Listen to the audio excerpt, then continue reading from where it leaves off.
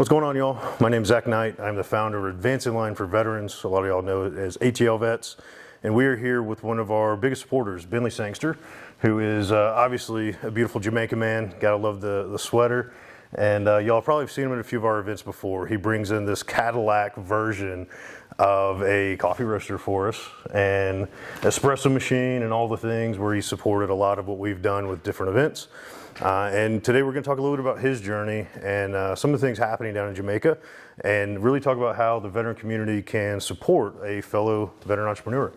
So Bentley, tell us a little bit about yourself. And we're in a comfy spot right now, right? So the Air Force side is coming very strong as we're sitting comfortably here, but tell us a little bit about yourself. Well, first off, Zach, thank you so very much. And you know, as anytime I meet a vet and they tell me that they were in a branch other than the Air Force, I tell them I'm sorry. You know, because you know, yes, we are comfy, and I'm accustomed to comfy, right? If this was, you know, an Army thing, we'd probably be sitting on the floor, you know, outside in the cold, right? Definitely. But no, all fun and games aside, you know, I really appreciate all that your organization does and is doing.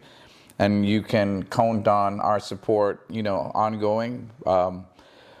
Because, you know, I followed my roots, you know, literally. And we went back to Jamaica, where I grew up, born and raised Jamaica, and grew up on the farm. And, you know, we grew coffee. And one of the things that I realized was that, you know, coffee was a staple, not just in, you know, the United States, but in the world. And as a result, you know, COVID presented some challenges, and, you know, we pivoted, and I ended up opening up an office in Dubai, and, you know, really figured that, you know, and saw the coffee culture globally and realized that what we had was something special. And we've continued to grow that, and you know, we now have a pretty strong footprint here in Georgia, and yeah, anything that we can do to support, you know, credible organizations like ATLVets and Advancing the Line, you know, you can always count on us. Absolutely, man. And one of my favorite spots, I used to live out in Powder Springs. You've got I guess you just hit over the 1 year anniversary of the cafe out in Sandy Springs. Tell us a little bit, because beyond coffee, you do have a footprint of cafes across Atlanta. Tell us where all you're at in Atlanta. Perfect. So yes, we didn't start in Atlanta, just so you know. People thought I was crazy because our first cafe location was in New York, in Soho, 427 Broadway. And that was very taxing. You know, it took a lot out of myself, the family, because, you know, behind any, you know, strong organization, I guarantee you there's a strong woman behind it. And this family is supported by a very strong woman, you know, my wife, Melissa. And, you know, she held the fort down while we opened our first cafe in New York. And then, you know, that kind of was the catalyst for everything that, you know, we see today. One of my very best friends, Brian Davis, who is the CEO of Georgia Aquarium, you know, he passed away last year, but he was a key pillar to the Powder Springs community, and he called me because Georgia Tech and the city had done a feasibility study on what the community needed, and they realized that they needed a cafe, a coffee shop, to kind of be like the hub of the community. So he immediately called me and he goes, "B, I need one of those cafes here in Powder Springs." I told my wife we're opening one, and she was like, "Powder where?" And before you know it, you know, we opened, you know, and we, being a Jamaican, you know, business, I brought in a lot of, you know, our contractor was Jamaican, you know, none other than the great Ricky Gordon. You know, we had a Jamaican plumber, a Jamaican electrician. And, you know, so as you can tell, you know, I'm a very proud, you know, Jamaican. But as you've mentioned, I served this country and I served it proudly. And with that, you know, there's nothing that I won't do for my brothers and sisters in the military. Yeah, and that's a big thing. We're here in your home. As I look around, I'm surprised there's not a Jamaican flag behind us, honestly. But you've got beautiful photos of the family, obviously of the farm in Jamaica. And the big thing that Advancing the Line does is obviously support veteran entrepreneurs. You fit the bill, even though you're Air Force, you fit the bill very heavily for being a veteran and an entrepreneur. And obviously, a lot of us already know what happened recently with the hurricane that went through Jamaica. A lot's been impacted there. Obviously, we see it in the news, right? And one thing that I personally don't love is the news glamorizes or doesn't glamorize. They don't tell the true story of. And I know you're down there all the time. The family's down there all the time. Can you tell us a little bit about like what's the true impact that happened in Jamaica?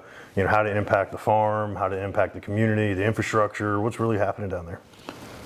Zach, words can't explain the impact that Jamaica has recently gone through with Hurricane Melissa. I know that the news has sent down crews, and there's been no shortage of footage, showcasing what some of our citizens are going through. But it doesn't end with the hotel, because Jamaica depends on tourism heavily for GDP growth, as well as we depend on agriculture.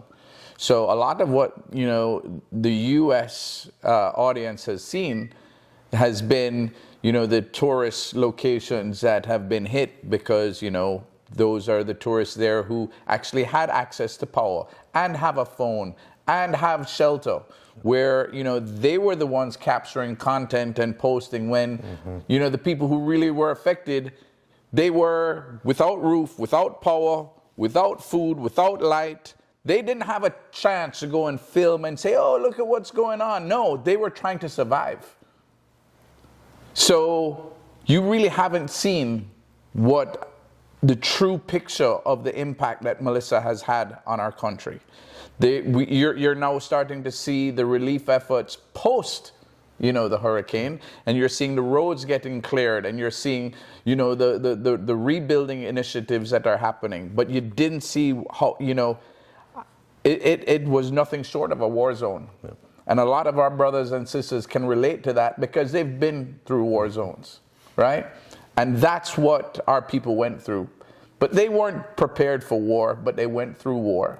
And this is where, I'm really hoping that within the next few weeks, we collectively, you, myself, the team at Advancing the Line will be in Jamaica, because I'm not, and I know ATLVets aren't an organization where we talk, right? We act.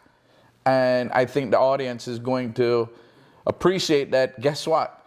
One of the next things that they see from you is us down there, not just, talking about it, but rolling our sleeves up, getting into the thick of it. And I'm not going to put you in the tourist spots where I'm going to show you. And we're going to actually be in the communities that need the help that others aren't aware of. And I'm so grateful that we're going to be able to show our community, my brothers, my sisters, your brothers, your sisters, that guess what? We're going to go and help people where they need the help, right?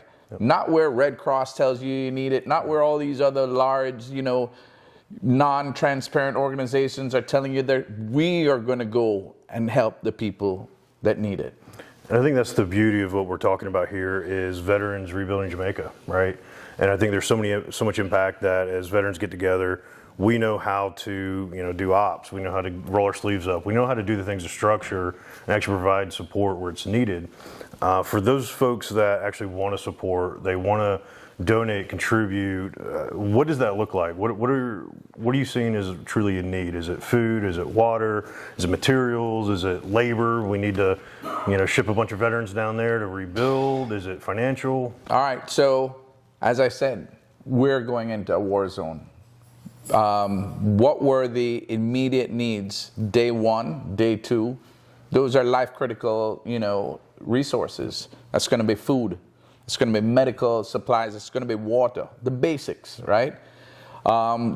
There has been support. I'm so proud of some of the organizations like Food for the Poor, which is extremely credible, right? I can't tell you enough about the good that Food for the Poor is doing.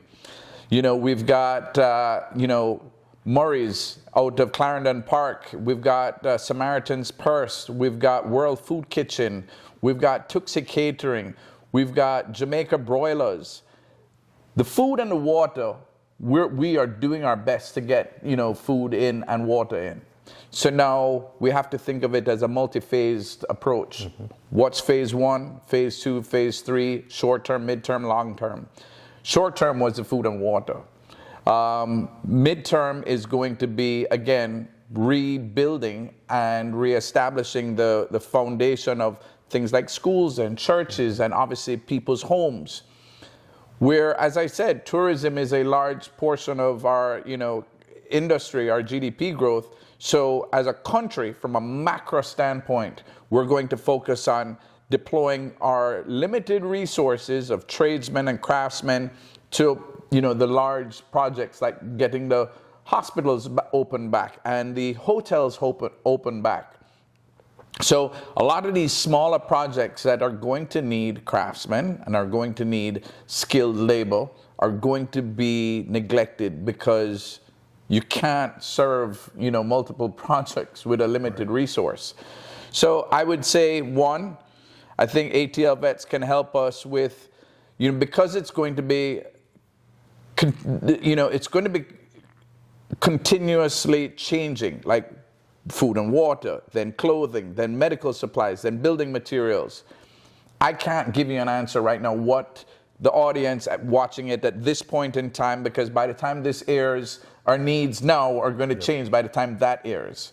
So I feel like it is extremely important that we identify a organization like ATLVets or something that, our community has faith behind, that they're going to do the right thing, to then take in the resources, take in either volunteers for, jobs like carpentry and electricians and plumbers, medical support staff, or if it's money, at least ATLVets will then take that money and then understand what the immediate need is when the need arises, to deploy it, and everybody knowing that, guess what, it's going to get spent properly.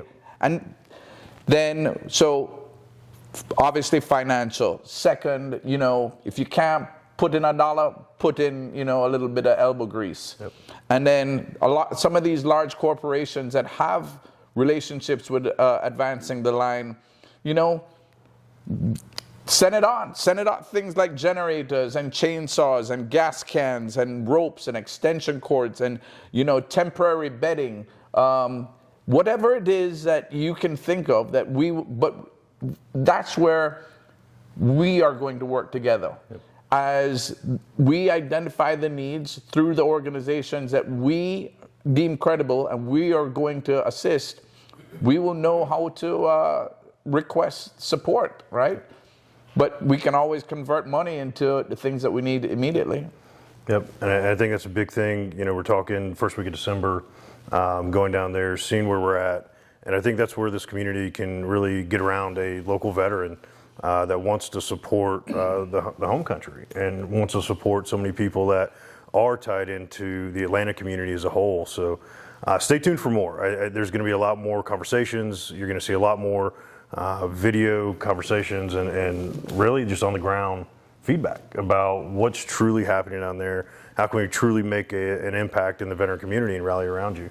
So I appreciate you sharing this piece of it. I know we've got a few more things coming out, but this is a good start to really highlight the journey and see where we can go from here. Well, again, Zach, I can't thank you enough for all that you do and have done and will be doing. And I just wanted to tell all of our brothers and sisters and everyone who supports us, thank you very much, because without you, ATLVets couldn't do what they do. So we really appreciate it. And Jamaica will rebuild, right? We are a very resilient people, and we will be back better than we were. So thank you again. Absolutely.